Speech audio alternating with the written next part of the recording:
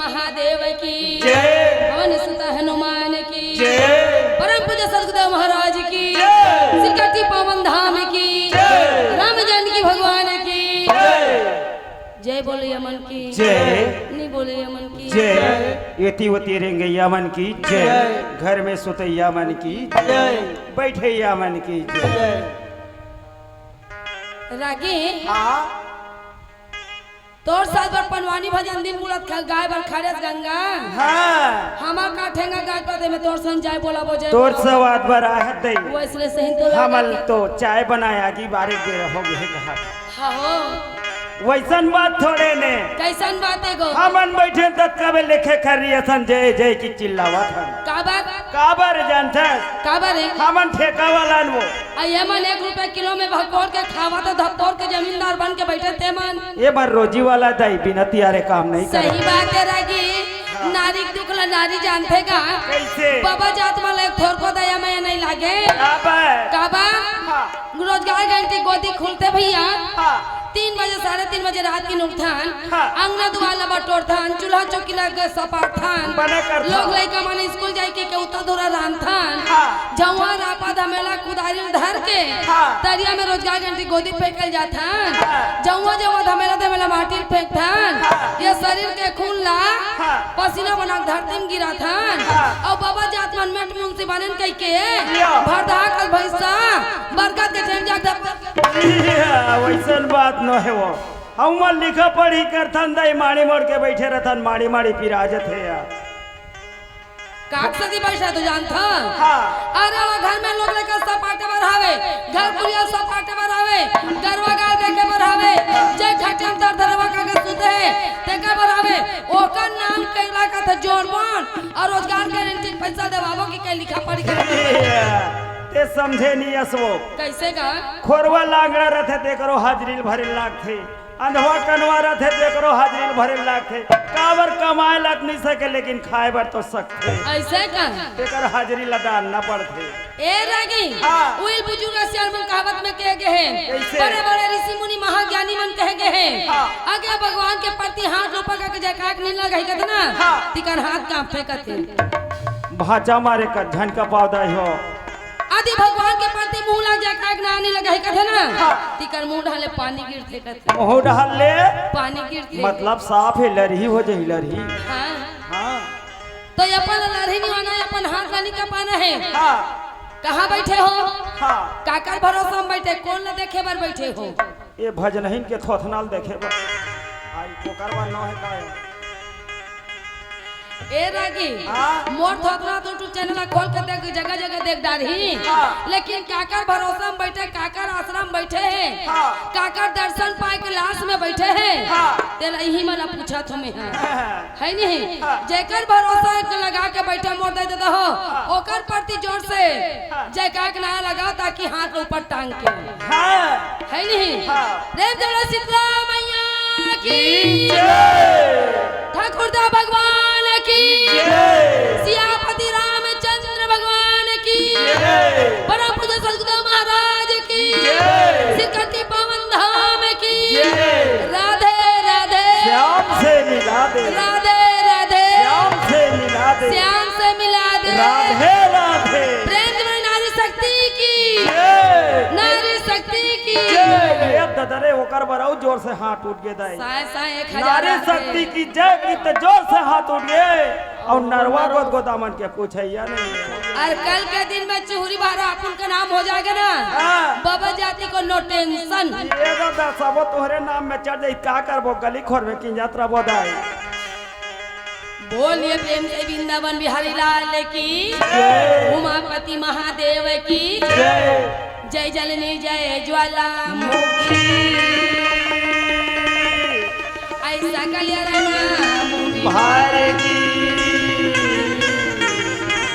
लज्जा मोरे रहता मैया भरे सभा दरबार साधा और पहले तुझे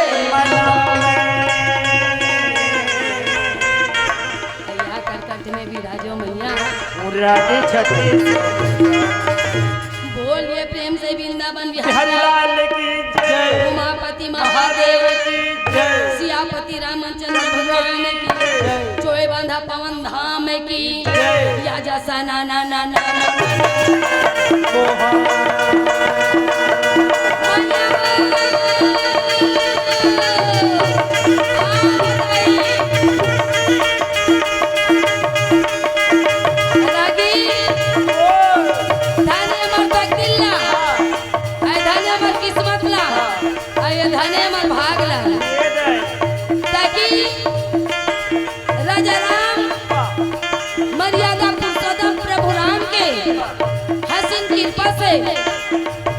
दृष्टि से आज मोले अवसर मिली आज ग्राम चाय बांधने की पावन धरती पावन नाटी में भैया मोला पनवानी भजन गाय के अवसर मिली। अरे ग्राम में चाय बांधा में कतो बड़े बड़े ज्ञानी थे बड़े बड़े वैज्ञानिक थे बड़े बड़े कलाकार हैं।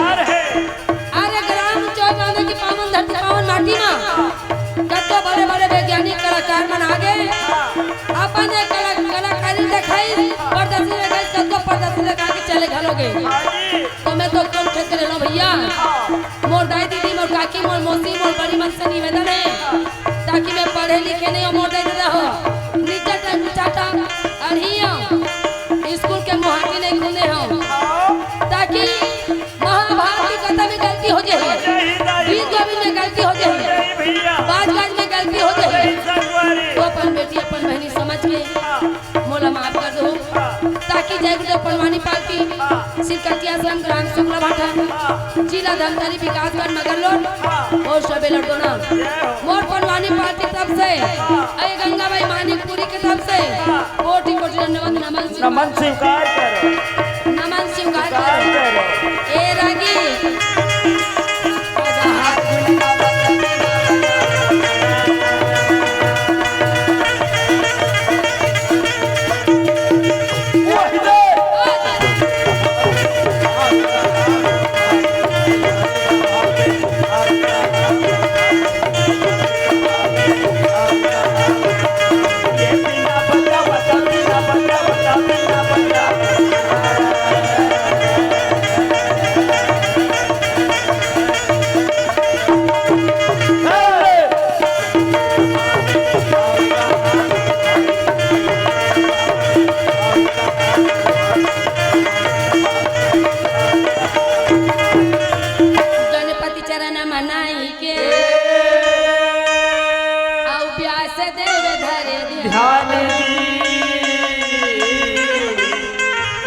सूर्य यज्ञ के बंसी बाजैया तो आओ के सब आओ कन्हैया चाय बांधने की पावन धरती पावन माटी में मर्यादा राजा राम के प्रांगण में आपके सम्मान है के सब आपके स्वागत है आते जोड़ा तो मैया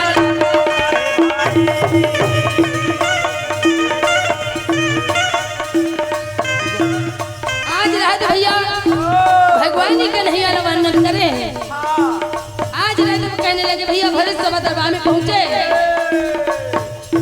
यज राजा जन्म जय रहे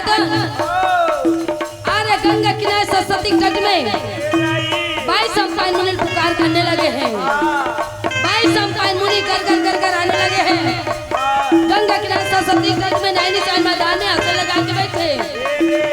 ये राजा जन्म जाए हरेकन और अभी स्वामित्र की बेटी शकुंतला है।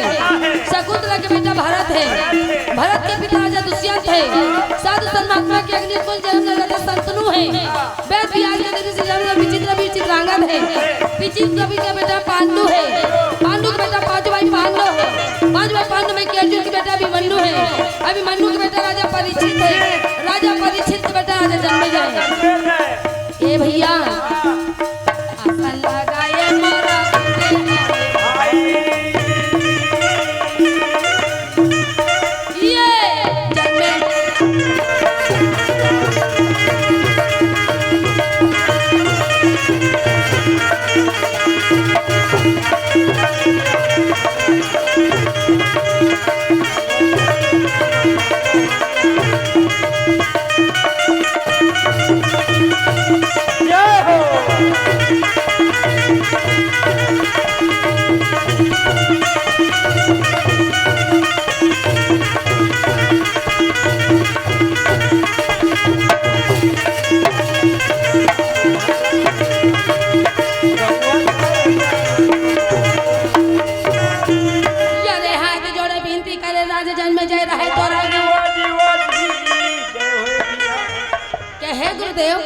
हाँ। ये महाभारत की कथा महान बताए गए हैं। अच्छा।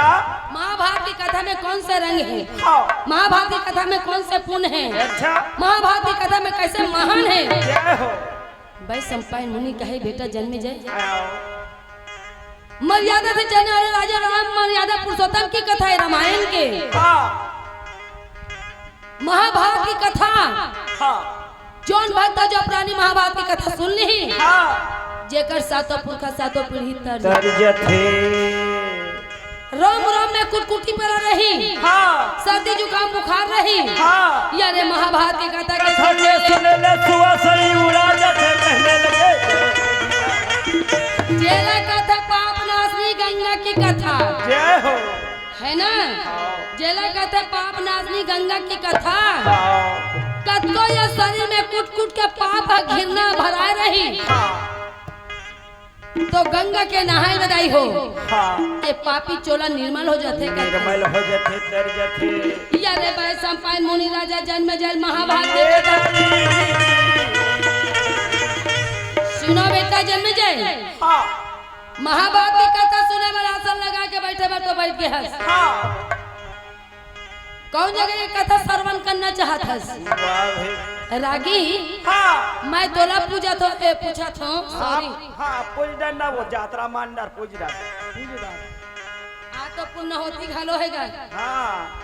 है नहीं? हाँ। अब सॉरी कहा तो तब नहीं समझा था। या। हो। अच्छे ने कहा बे। रागी। हाँ। मैं तोला पूछा था। हाँ। तय कौन जगह की कथा श्रवण करना चाहता है? हमन पान ठेला वाला उनसे कथा बने रहती ही। अंजरी अंजरी गोचा देता मोड़ी एड़ी की तरवा चेक थे। ए झुमका मास्टर। हां तय कौन जगह कथा श्रवण करना चाहता है?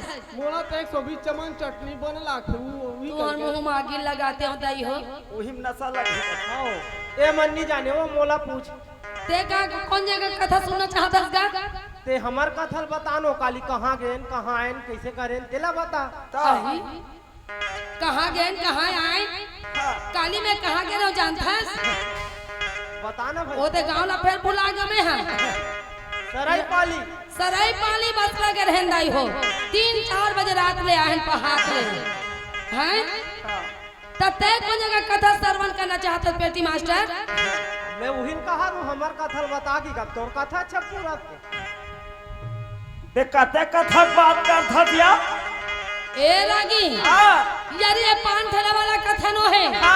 ये चमन बाहर की चटनी 420 वाला कथनो है। यार ये पाप नाशनी गंगा के महाभारत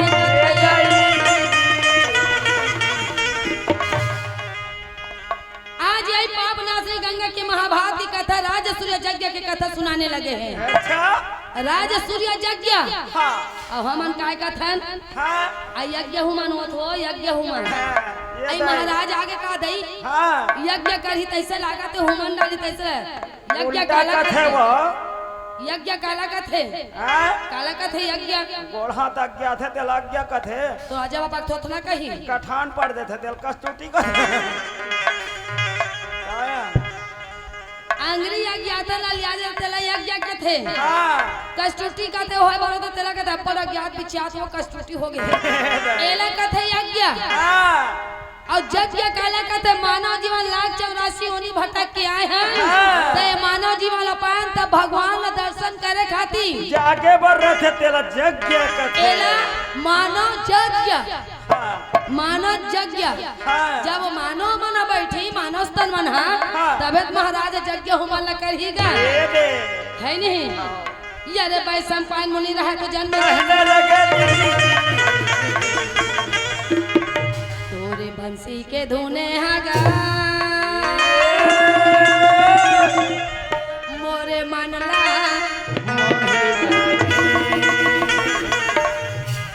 आजा केशव हाँ आजा माधव हाँ आज नंदलाला गोपाला आई तोरे मुरली के धुने हागा मोरे मनला तोरे सावला बदन मोर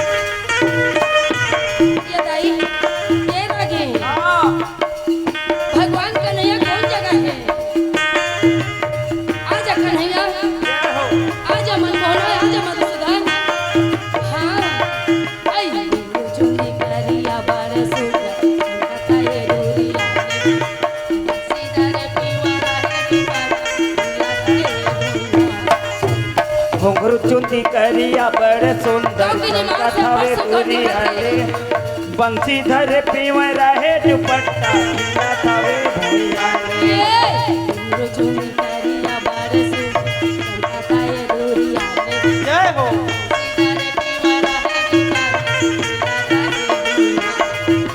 घुंघरू चुंदी करिया बड़े सुंदर चमका थावे दुनिया रे बंसी धरे पीवे रहे दुपट्टा किला थावे भैया रे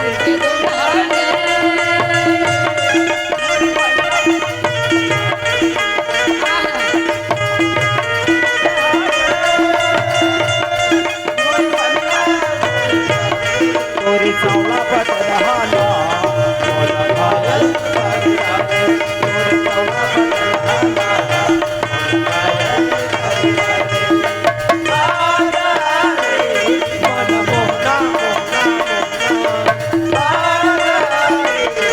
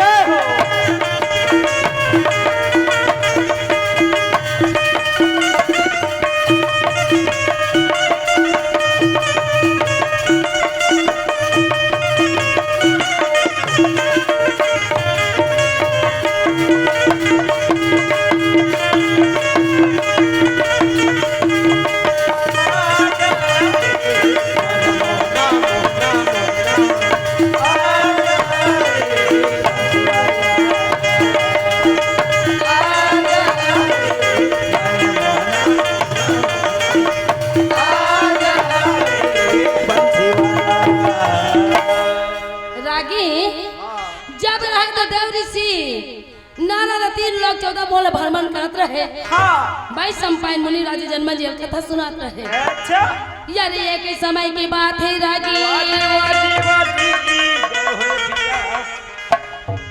जब रहा तो धर्मराज का ए अर्जुन, अच्छा जब से मोर मंजला भैया भीमा हाँ रामेश्वर दर्शन करके आए हैं, आहे तब से इंद्र नगरी भवन में हाँ न तो कथा नहीं हो है, न तो रामायण नहीं हो है, न नौकन्या नहीं बैठे है, न श्रीमन भागवत पुराण नहीं हो है।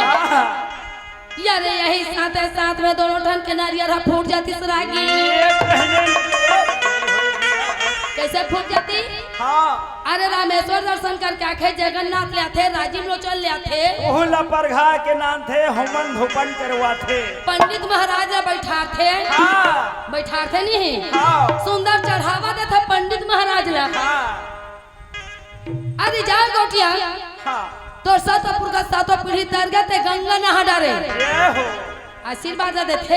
हाँ तैसे हम मन हाँ कोई एक आठन कोई चौका माएग काम मारे रही, शादी कोनो नारियल हाथों नारियल नहीं फूटे रही, तब नोनी बाबू आ जाते, तब बधाई चौका करवाबा का तो इस में हाथों नारियल गलो फूट जाते। लेकिन चौकात में तो फोड़ी तो 2 ठा काम ना निपटाते नहीं। हाँ संघरा 2 काम हो जाते। यार वैष्णव कृष्ण का धर्मराज रहे तो 9 दिन के रात सूर्य जगे। एक अर्जुन अरे जाओ कन्हैया लग जाके लाओ न्योता डाल के बुलाओ। अच्छा द्वारका नगरी जाओ, हाँ भगवान ने कन्हैया न्योता डाल देवे हाँ और संग में रथ में बैठा के बुला के लाएंगे। जब ये अर्जुन राज भैया घोड़ा घोड़ता में चाहे चढ़ के घोड़ा जब चढ़ के घोड़ा सजाए है, हाँ खींचने लगे अरे देने लगे है। बाद ये झुमका वाला पोखरल उधार दे अर्जुन के घोड़ा भी उंगला खींचे कर आई सॉरी मोर छोटे भाई, झुमका फेंका तोरे दे ना। अरे अर्जुन के नीला रंग के घोड़ा रहिस ना, वही बुढ़ऊ घोड़े की तोरे रहन चल दे रही से। हां लीला रंग की छतरी से आम अरे कर मोरो रहत माइक माटर मन कर लई कर लो दया कर लो। बाबा आइए ला दया नहीं लागे आबरिया का बात आवाज नहीं खोला थे आवाज के बात नहीं। हाँ। भरदहा का बैठो भैंसा बैठो मारी मोर के तेका ना हवा वही देखे ना आ मोला देखा था बरेनी पानी कहां ओछन छुहत देला। ये आइए ला माया नहीं लागे काबर बन गेगा निर्मल।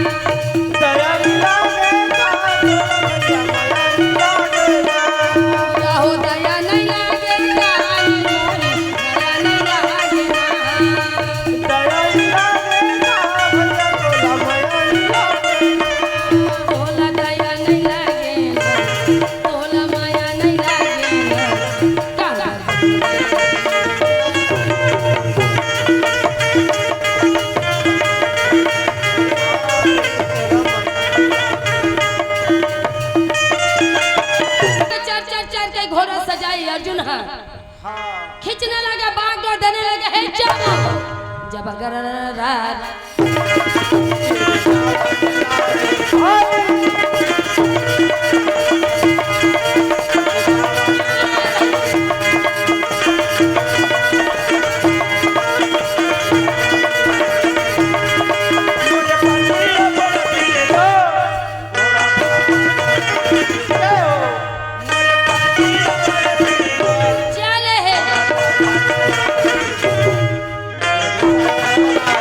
Yeah.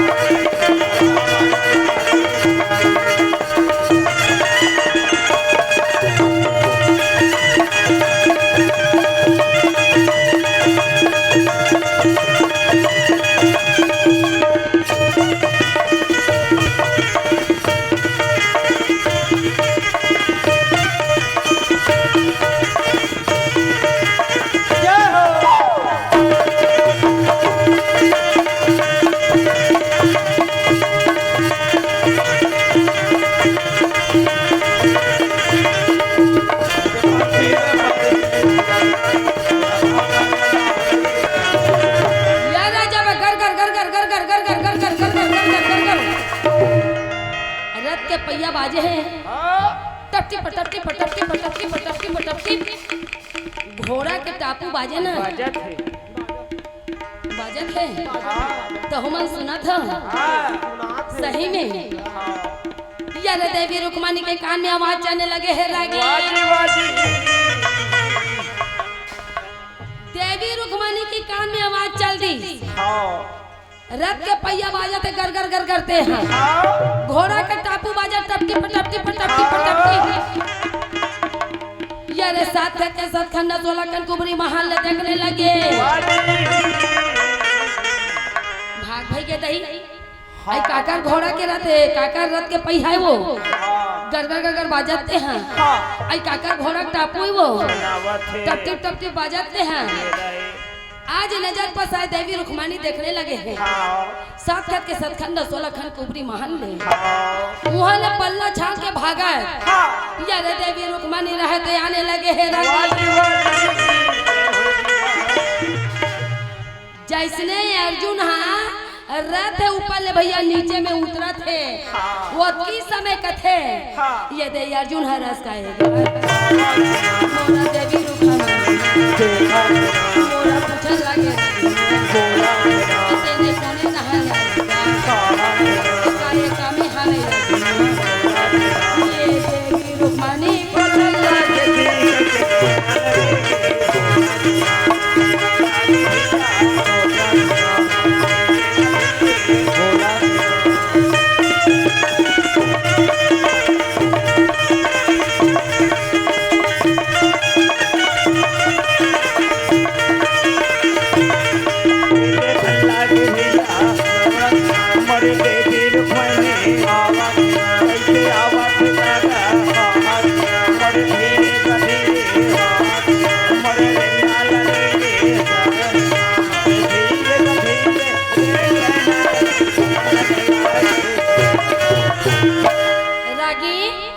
जब देवी रुक्मानी कहे हाँ आई कतन हल आदत भैया हाँ ऐसा बने बनेगा भैया। काहे पुता जात का ये। काहे काम साज का हाँ। कहां जात हस का हाँ। आई कहां बरा हस का या। कुंती बुआ बने हैं द्रौपदी बने हैं नकुल सदा अर्जुन हल बने हैं ये सड़के सड़कात हो नरवा चोरिया डहाले उतरे हम उता धूर रहोगे वो धुआ ते नहीं जानस रागी कैसे मैके के हाँ करिया कुकुन नो हर कथे ये उसने थोड़ा कथे ता खसवाहा कुकुर नो है।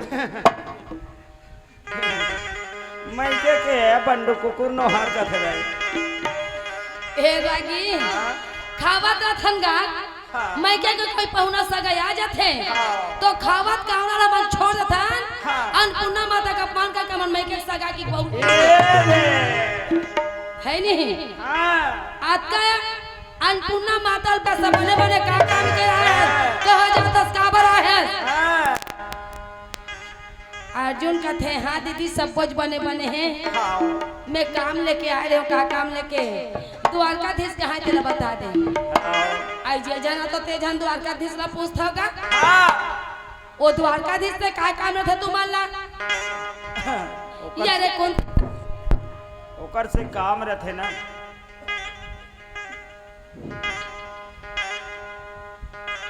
आज रहे तो भैया देवी रुक्मणी हाँ कुंती नंदन अर्जुन ला कहे थे कुंती नंदन अर्जुन कहे हाँ यारे मैं आज द्वारकाधीश का नहीं मैंने होता डाले बड़ो संग में ले वाजी वाजी